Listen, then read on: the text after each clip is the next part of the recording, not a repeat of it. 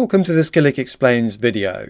This week, a topic which I'm afraid is likely to come more and more into the foreground, and that is the Pension Protection Fund, or PPF. So why are we talking about this now? What's the background? Well, in a nutshell, in a recession, and we are in a recession, things could get worse before they get better, the risk of company insolvency increases. And that not only affects current employees of a firm, but it also affects anyone accruing a final salary defined benefit style pension with that firm, if that firm is funding the pension scheme, and anybody relying on that fund as an existing retiree. So, this video is all about what support is available and some of the things to watch out for if you're thinking that the PPF will simply take over every liability from a firm in trouble. Now, first of all, a word about defined benefit pensions. The style of pension I'm talking about here is not defined contribution, it's not money purchase, it's what's called defined benefit. So some key features coming up. Basically, this style of pension is relatively rare for new employees outside the public sector. Companies are tending not to offer this style of pension to new employees, but quite a few existing employees will be in one potentially. And of course, there will be people who are already retired and are drawing on this style of pension for their retirement income. And that's why the PPF estimate there are around 249,000 members that would be potentially eligible for PPF compensation in the event things go wrong.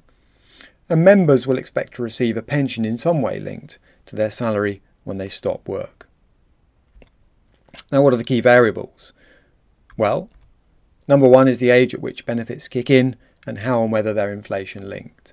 So there will usually be a minimum age at which you can start claiming benefits from a scheme like this, and most of these schemes offer some sort of inflation linking once you are in the drawdown phase, as it were.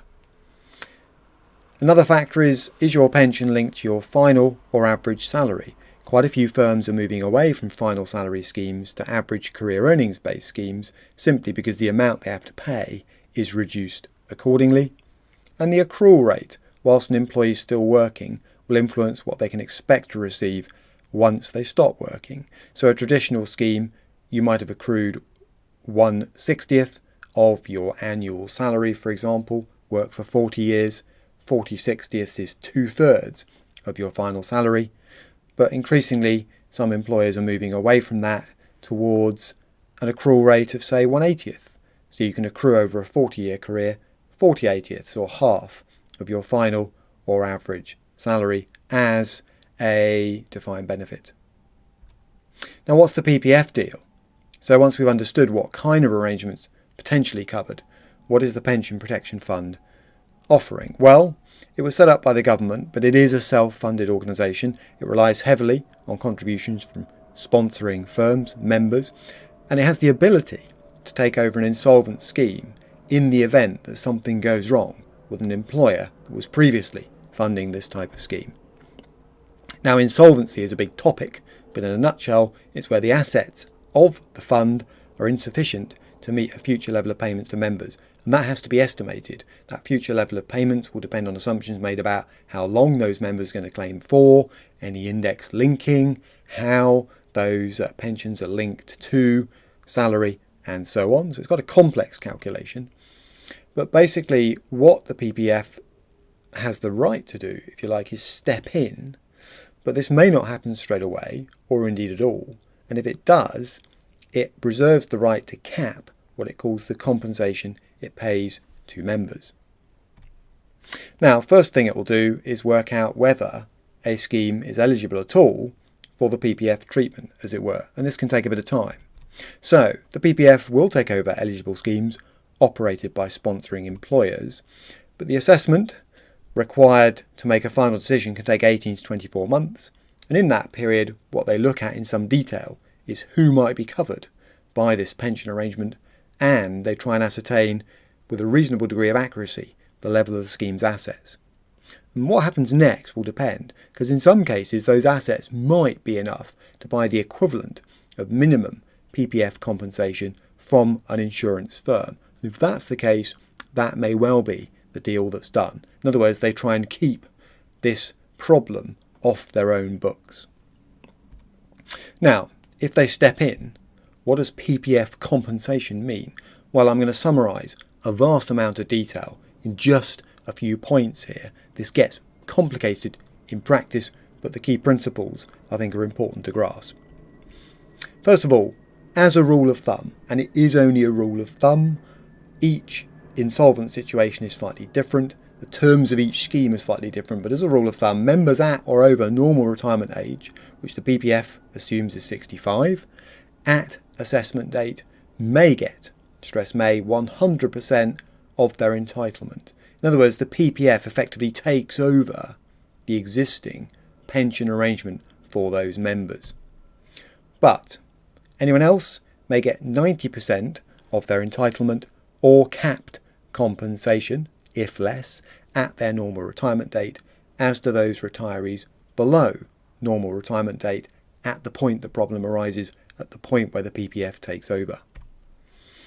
Now, early retirees, perhaps due to ill health ground, and or those receiving a survivor's pension, may also get 100% of their entitlement. So the point of this slide is to say, yes, in certain cases, members may expect sort of things to carry on as they were before, but for people, for example, who are below normal retirement date, at the point the scheme takes over, there is this concept of capped compensation.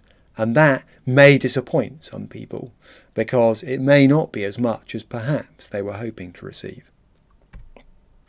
Now, what's the PPF compensation amount? At the moment, this is a moving target. This is reviewed every year.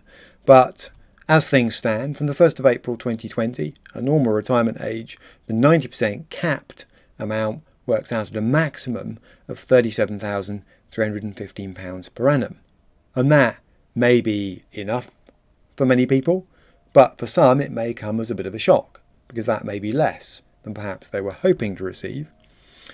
It's age related, so it will be moved up or down according to age, and inflation linking is applied, but it's done on the basis determined by the PPF, which may not be the same as the terms of the scheme they're taking over. So the maximum annual increase is 2.5% for pensions accrued after 2009, but that's the current rules. I don't promise they will continue indefinitely into the future. So things to think about then, whilst mulling the level of compensation that might be available should the PPF have to step in on your behalf, as it were. Number one, only PPF member firms are protected should a DB scheme go bust. So that's an easy thing to check, but it is worth checking. Number two, even in that situation, capped compensation may be less than some people are expecting to receive. For a lot of people, the cap may not be a problem, but for some it will be. And the annual increase, the increment I mentioned, may be lower than that offered by your current scheme. And there's a footnote on this slide which says it's also worth noting that PPF death benefits may also vary, may be lower than those offered by your existing scheme. So there are quite a few things to check before sort of sitting back comfortably and thinking, well, there is this government established scheme that will simply guarantee my current benefits. Not necessarily the case. Any questions on what is a pretty big topic? editor@killick.com. If you'd like copies of my guides on building a fund for life after work and generating income once you stop work, 2 separate guides, nice and easy to read, jargon free, then please do email me and I'll organise that for you. And if you'd like to watch videos around the topic of pensions, including defined contribution schemes, which I haven't covered here, defined benefit schemes, similarities, differences, then it's killick.com/learn.